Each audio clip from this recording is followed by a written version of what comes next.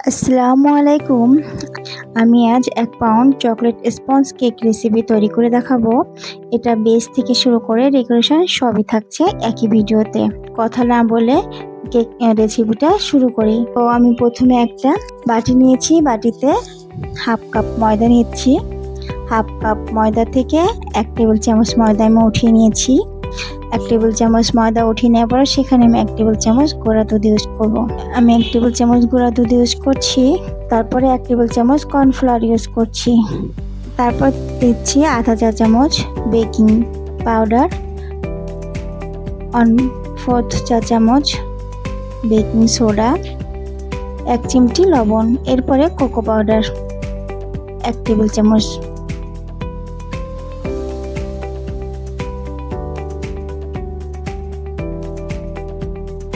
এবার আমি এগুলো সুন্দরভাবে চেড়ে নিব। আমি কিন্তু অফ স্ক্রিনে আরও 2 বা 3 বার চেড়ে নিয়েছি, আপনাদেরকে সেটা দেখাইনি। এখন একটা বাটিতে 2টা ডিম ভেঙে নিব। আপনারা চাইলে ডিমের কুসুম আলাদা করতে পারেন, চাইলে নাও পারেন। তো আমি এই রেসিপিতে ডিমের কুসুমটা আলাদা করে দেখাচ্ছি যাতে আমার ফোমটা তাড়াতাড়ি হয়ে যায়। এখন আমি আস্তে আস্তে আমার ডিমের আর সাদা অংশটা আলাদা করে নিচ্ছি। আলাদা করে নিয়ে এখন আমি এটা একটু ফেনা ফেনা করে নেব বিট করে।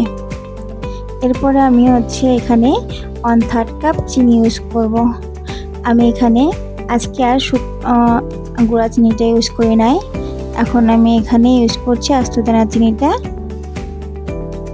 আপনারা অবশ্যই গুঁড়া চিনিটা ইউজ করতে পারেন, আমিও ইউজ করি, কিন্তু আমার গুঁড়া চিনিটা শেষ হওয়া যেতে আমি আজকে আস্ত দানা চিনিটা ইউজ করছি। একটু সময় বেশি লাগবে। আমি 2 বারে আমার চিনিটা দিয়ে দিয়েছি। দিয়ে বিট করতে করতে আমার ফোমটা হয়ে গেছে প্রায় রেডি। এখন আমি এখানে আরও কিছু উপকরণ অ্যাড করব। তার আগে আমি ওই কুসুম দুটো দিয়ে দিচ্ছি। কুসুম দুটো দেওয়ার পরে 1 মিনিট বিট করব। ভিনেগার দিচ্ছি আধা চা চামচ, তেল দিচ্ছি 1 টেবিল চামচ, আর আধা চা চামচ চকলেট ইমালশন। এগুলো দিয়ে আমি সুন্দর করে বিট করে নিচ্ছি। আবারও ইমালশনটা আপনারা 1 চামচও দিতে পারবেন, আপনাদের ব্র্যান্ড অনুযায়ী আপনারা ইউজ করবেন। কোনোটা একটু বেশি দিতে হয়, কোনোটা আবার কম দিলেও হয়। এখন আমি কথা বলতে বলতে আমার ব্যাটারটা মিক্স করে নিচ্ছি। এখানে আমি বরাবরই একটু দুধ ইউজ করি, এটা অপশনাল, আপনারা চাইলে ইউজ করতে পারেন, না চাইলে না। আমি 2টা ডিম নিয়েছি, এই জন্য 2 টেবিল চামচ গুঁড়া দুধ ইউজ লিকুইড দুধ ইউজ করছি। আমি ধাপে ধাপে 2 ধাপে আমার শুকনো উপকরণগুলো মিশিয়ে নিচ্ছি।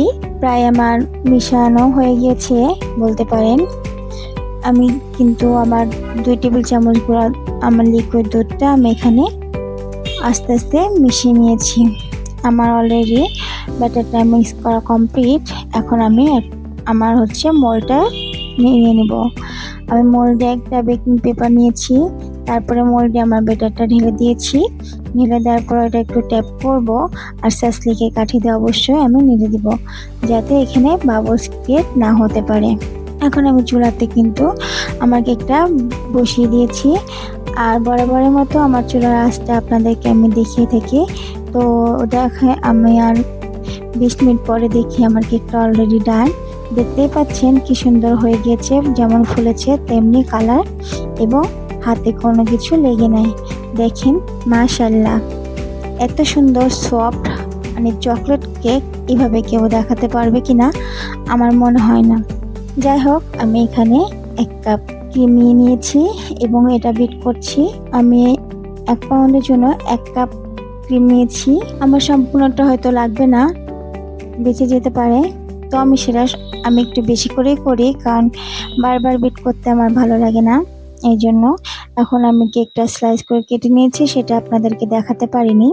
এরপরে আমি সুগার সিরাপ দিয়ে আমার কেকে ক্রাম কোটিংটা করে নিচ্ছি।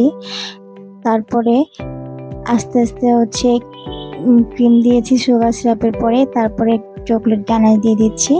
এটা বলার কিছুই নাই, এটা আপনারা জানেন কীভাবে প্রয়োগ করতে হয়। তারপর আমি মুখে ভরে দিয়েছি। দেখুন সুন্দর করে আমি আমার গানাশটা লাগিয়ে দিচ্ছি। মাশাল্লাহ, আমার হাতের কেক যে একবার খেয়েছে সে বারে বারে আমার হাতের কেকটাই চায়। আমার এটা আমি বলি না, আমার কাস্টমাররাই বলে, আপু আপনার কেকের টেস্ট 100-তে 100, কোনো মানে কোনো কিছুতেই কমতি থাকে না, টেস্টের ব্যালেন্স সব সময় যেন আপনারটা ঠিক থাকে।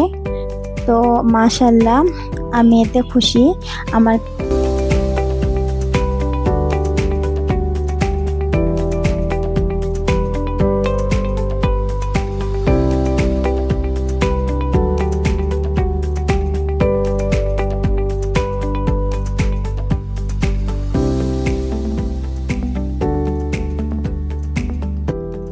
এখন আমি চকলেট গানাশ দিয়ে দিচ্ছি, যেহেতু চকলেট কেক। তো এটা কাস্টমাইজ কেক ছিল, সে তার পছন্দ মতো সে আমাকে একটা ছবি দিয়ে দিচ্ছিল যে এইভাবে কেকটা তৈরি করার জন্য। তো আমি সেভাবেই করার চেষ্টা করেছি। যাই হোক, আমি এখানে কিছু গোলাপ দিয়ে দিচ্ছি। এটা ছিল হচ্ছে স্কাই ব্লু কালার, আর মাঝে একটু সাদা গোলাপ ছিল, আর চেরি ব্লসম কয়েকটা ফুল দিয়ে দিয়েছি। আর এখানে একটু সুগার বল দিয়ে ডেকোরেশনটা কমপ্লিট করেছি। আমি ডিটেলসে ডেকোরেশনটা দেখাতে পারিনি, কারণ অনেক সময় অনেক দেরি হয়ে যাচ্ছে, ভিডিওটা লং হয়ে যাচ্ছিল, এই কারণে আমি একটু ফাস্ট করে দিয়েছি। এখন আমার কেকটা কমপ্লিট। দেখেন তো কেমন লাগছে, সবাই কমেন্টে জানাবেন প্লিজ, আর বেশি বেশি করে শেয়ার করে দিবেন। আল্লাহ হাফেজ।